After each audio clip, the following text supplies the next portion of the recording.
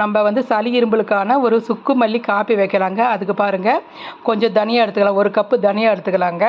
நம்ம வந்து சுக்கு ஒரு 3 துண்டு சுக்கு, 1 ஸ்பூன் மிளகு, திப்பிலி கொஞ்சம், ஏலக்காய் ஒரு 3 ஏலக்காய் வச்சு நல்லா மிக்ஸி ஜாரில் நல்லா வந்து பவுடராக நைஸாக அரைச்சிட்டு வந்துடலாங்க. நம்ம வந்து ஸ்டவ் ஆன் பண்ணி அதில் வந்து நம்ம தண்ணி வச்சுக்கலாங்க. ஒரு டம்ளருக்கு 1 ஸ்பூன் போதுங்க. நீங்கள் எத்தனை பேர் இருக்கீங்களோ அத்தனை டம்ளர் வந்து நீங்கள் தண்ணி வச்சு ஒரு ஸ்பூன் போட்டுக்கோங்க. போட்டுட்டு நல்லா ஒரு 5 நிமிஷம் நல்லா கொதிக்கட்டும்.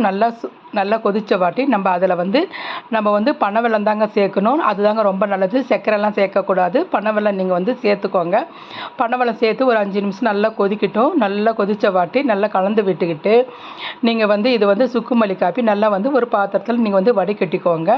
வடிகட்டிக்கிட்டு நீங்கள் வந்து சூடாக நீங்கள் வந்து கொஞ்சம் சூடாக நீங்கள் குடிச்சிங்கன்னா உங்கள் சளி இருமல் எல்லாமே போயிடுங்க. ரொம்ப நல்லாயிருக்கும். இந்த கிளைமேட்டுக்கு ரொம்ப நல்லாயிருக்கும். செஞ்சு பாருங்கள். ஓகே, பாய்.